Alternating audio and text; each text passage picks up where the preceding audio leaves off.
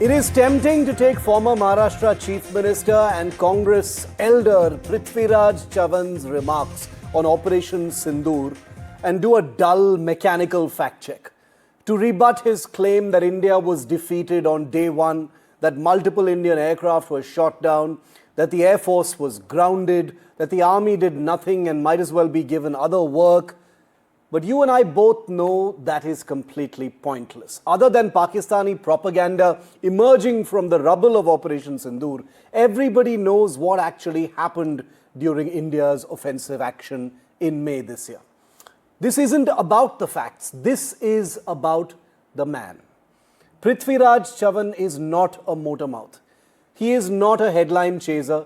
He is regarded as a thoughtful, cultured stalwart of the Congress party, a former Chief Minister of India's richest state, a long-serving public representative, admired across party lines for being sober, very measured, and deliberately unprovocative.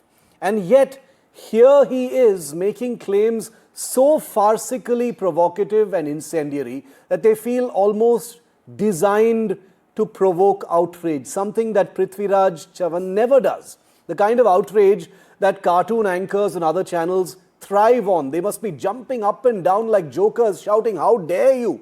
like Greta Thunberg, but not me. So what explains this? Have years out of power created a new malaise in the Congress neural network? Are weapons of mass distraction now the only way to generate traction when the Congress party cannot find resonance on anything, including vote chori? Or has the whispered Congress dynamic taken hold that the only way to stay relevant and in the graces of the Gandhis is to make startlingly hostile claims, even if they scrape the bottom of the barrel, or in this case, even if they're completely out of character? I have interviewed Mr. Chavan before. This does not fit. This is not him. Something has gone very, very wrong, and I want to ask what. He says he will not apologize, and I do not think he needs to. He says he is questioning the government, not the forces. Fair enough, and I believe him. The Congress has predictably distanced itself, its standard operating procedure, whenever one of its own creates discomfort. As someone who covered Operation Sindoor from the front lines, I believe hard questions must be asked. I've asked them on this show, as you well know. But those questions are for the government, not the military. Needless to say, every one of the claims that Prithviraj Chavan has made in this attack are entirely false, but that doesn't even need to be said. What Prithviraj Chavan intended with his totally out of character offensive remains a mystery to me. He has won no friends, and in trying to provoke attention, he has ended up joining an elite Congress club he could not be more unsuited for. मोदींनी काय मान्य केलं? पहिल्या दिवशी आपला संपूर्ण पराभव झाला. 7 तारखेला जे हवाई युद्ध अर्ध्या तासात झालं त्यामध्ये आपला टोटल पराभव झाला. हे कोणी मान्य करो अगर न करो, भारताची जी सैन्यामध्ये जी सुपेरियरिटी होती, आपल्याकडे जवळजवळ 12-15 लाखाचं स्टँडिंग आर्मी आहे, पाकिस्तानकडे 5-7 लाखाची. आपण खूप स्ट्रॉंग होतो त्या मानाने, पण ते सगळे संपले कारण त्याला युद्धच होणार नाही. त्यामुळे तुमच्याकडे 12 लाख सैन्य आहे का 25 लाख सैन्य आहे का 1 कोटी सैन्याला काय अर्थ राहिला नाही, कारण युद्धच होणार नाही, कोणी करूनच देणार नाही तुम्हाला. ते आत्ता आपण ऑपरेशन सिंदूरमध्ये पाहिलं की मिलिटरीची 1 किलोमीटर सुद्धा कुठं हालचाल झाली नाही. ते 2-3 दिवस झालं ते फक्त हवाई युद्ध झालं, मिसाईल युद्ध झालं. आता पुढची युद्ध तशीच होणार आहेत. मग आपल्याला 12 लाख आर्मी ठेवायची काय गरज आहे का? मग त्यांच्याकडे दुसरं काहीतरी काम करून घेऊ आपण. बिल्कुल सवाल नहीं उठता. हाँ जी सर, नहीं सवाल नहीं उठता. सवाल मैं बात करूंगा ना डिटेल में. माफी मांगने का सवाल माफी का मांगो? लेकिन आपके हिसाब से स्टेटमेंट गलत था क्या सर? बिल्कुल क्योंकि लोग मीडिया में वही सब जगह ऐसे ही चला कि अपमान हुआ है. मैं करूंगा, डिटेल बात करूंगा जी. I will talk to media properly. So are you apologising right now? अरे out of the question. So one is not here trying to fact check what Prithviraj Chavan said, but honestly trying to understand why he said these things. Who does it suit? Who is the audience? What benefit does it get him or the Congress party? Joining me live, Colonel S. Dinny is an Indian Army veteran, defense analyst, and also a member of the BJP. Sanjay Jha is a political analyst, formerly with the Congress party. Sanjay, I'd like to start it off with you. not getting into the facts of what Prithviraj Chavan has spoken, because they're all, easily refutable. And I was there and I've reported on these. I've asked questions of the government and the military when it comes to Operation Sindoor. What was this about, Sanjay? I mean, not a loaded question. Prithviraj Chavan is someone I have known, I've interviewed. He's a sober elder, does not seek headlines, does not seek, confrontation or controversy. What was this about? Shiv, good evening to you and to my co-panelist on the program. I heard how the BJP reacted to Mr. Chavan's interview in Marathi, which he gave locally here in Maharashtra. Let me put it in perspective, and I need to be very forthright here. Understandable that the BJP has always treated the Indian armed forces as if it is part of its larger political strategy. I think we need to decouple that. The Indian Defense Services and its brave army is not part of the conversation that Mr. Chavan is talking about. What did he really mention? And this is important, and I need to put it in the public domain. I don't want to get into the politics of BJP, who haven't even apologized for Pulwama or Pahalgam or taken any accountability. Let's forget that. I want to tell you 4 very short, publicly established facts that cannot be refuted. Number 1, on the day that the ceasefire was announced on May 10th, Shiv, General VP Malik, I'm sure you read his tweet, expressed a lot of shock, and I have a lot of respect for Mr. Malik. I have met him before, General Malik rather. He was the chief of army staff during the Kargil war. And he asked a very pertinent question. What did we achieve by this suddenly abrupted ceasefire? Number 1. Number 2, you have the chief of defense staff, General Chauhan, who in Singapore said that yes, some jets were lost and we had to do a recalibration of our military strategy. And India was successful in going ahead and bombing the terrorist infrastructure in Pakistan. I don't think we are even debating the success of the armed services. Point number 3, you had a very responsible Captain Shiv Kumar, part of the defense attaché in Indonesia, who said that there was political intervention that prevented the Indian army from going ahead with its logical conclusions as to how far they would have taken the military conflict. Point number 4, and this is the other worrisome point. I'm not even getting down to how many times Trump publicly kind of said that Modi was responsible for the ceasefire. This is an official document, Shiv. And let me end with this. US congressional document, I'm sure you are aware of that, which came out in November, and this is what it says. This is the view of the US government, which means it is supported by the entire Western media and the Western political systems. And it said, Pakistan's military success over India showcased Chinese weaponry.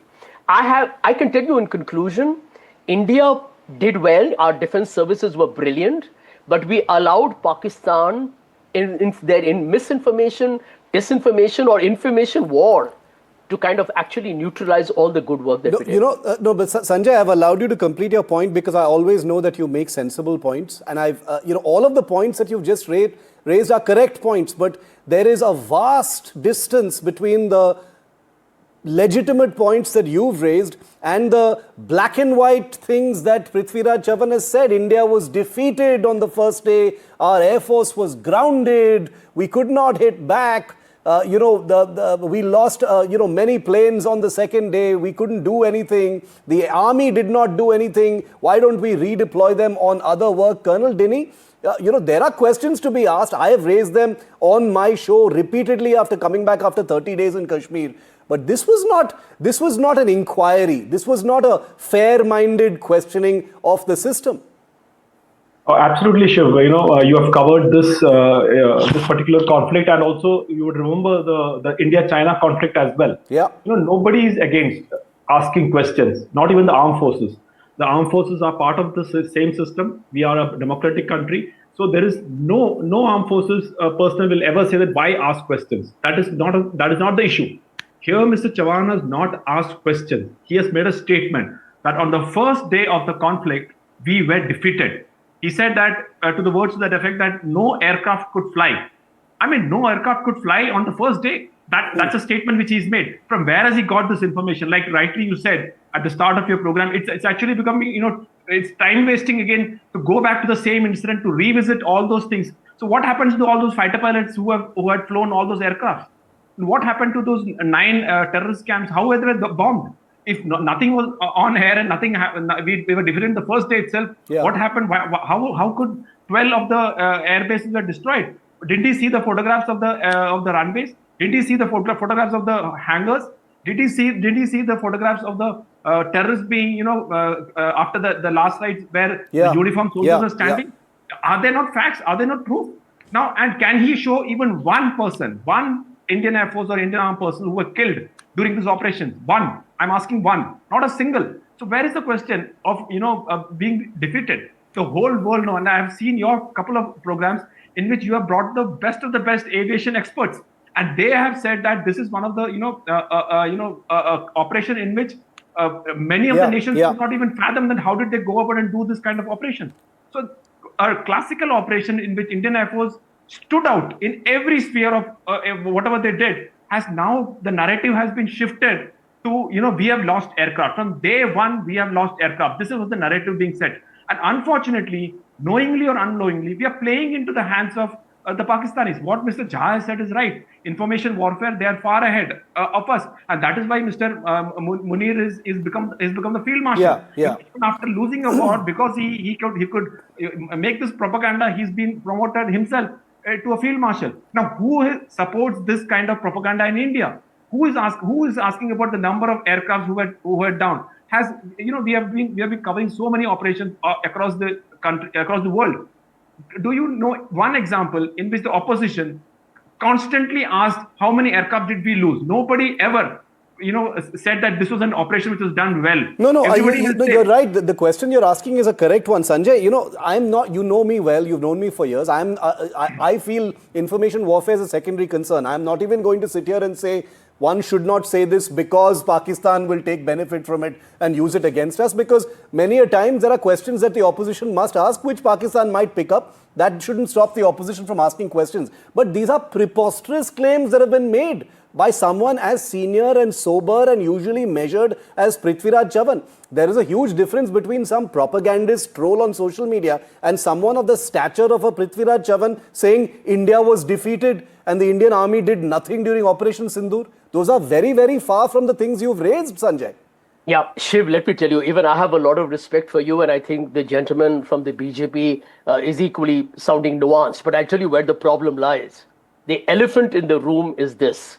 Donald Trump went on, he had the audacity actually to go to the UN General Assembly and talk about 7 jets. He didn't mention which country, of course, but he said it's 7 Trump, jets were brought. Sanjay, it's Trump.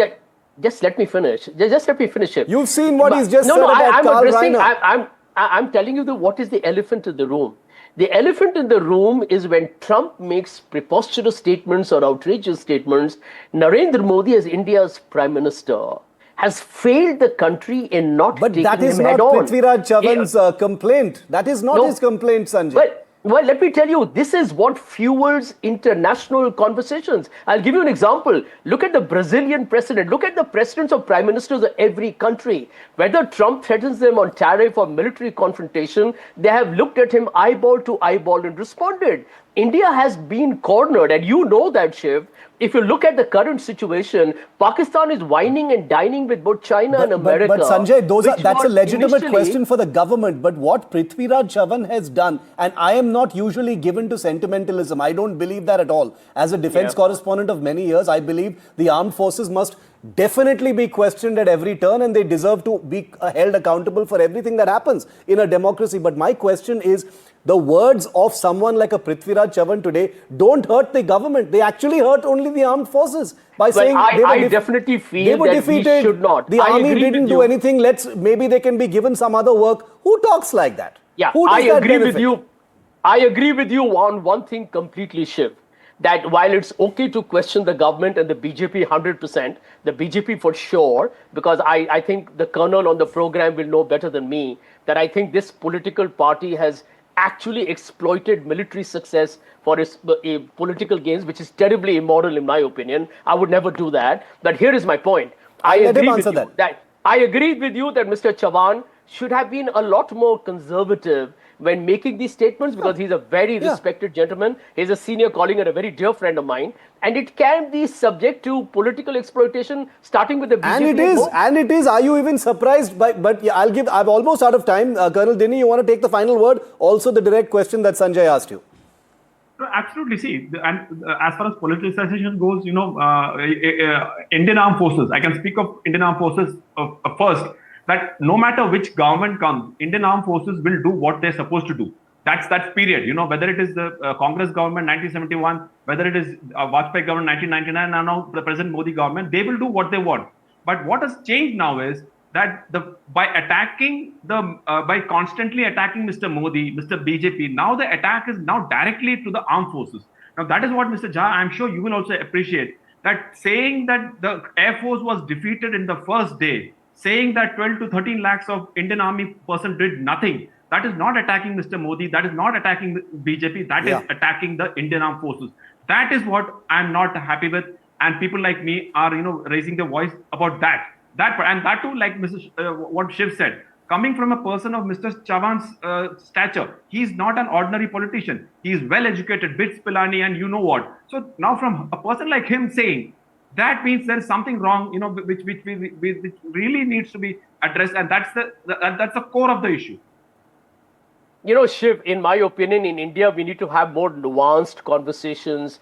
Things have become so polarized and ugly. I agree. I think it's important to have disciplined, mature conversations. We can agree to disagree like the way we are doing on the program today. I mean, we agree on some things, we disagree on some. Yeah. But at the end of the day, it's a mature, very, shall we say, candid talk where we can actually say we agree on many points. But yes, on some, they're subject to their own subjectivity, which is okay. This is one show where, I can imagine, I don't watch other channels at this point of time because I'm anchoring, obviously, but I'm sure that on other channels, there will be anchors jumping up and down, expressing kind of farcical outrage over these comments. And that usually is the easy way out. Sanjay, you know this very well because you're a frequent denizen of those debates. But here we're talking about a sober guy like Prithviraj Chavan, a guy who's been chief minister, very respected. Journalists love him because he's so approachable, so accessible. As Colonel Dini said, he's not seen as a hawk when it comes to these kinds of things, avoids controversy, generally media shy, and yet he comes out in a very out of character way, says these things. It just makes you wonder what is actually going on. Why would something like this happen? Why would a topic like this actually come up? I think Sanjay is right when he says we live in extremely polarized times. I'll give the last word to Colonel Dini on this. Any final words on this? Operation Sindoor, 8 months out, is still a hot topic where the two parties are attacking each other. See, Shiv, and I'm sure Mr. Jha would agree, that Operation Sindoor was one of the classical operations carried out by the Indian Armed Forces. The Indian Air Force did, what they did. The Indian Army did what they did, and the Indian Navy was poised to do what they were supposed to do.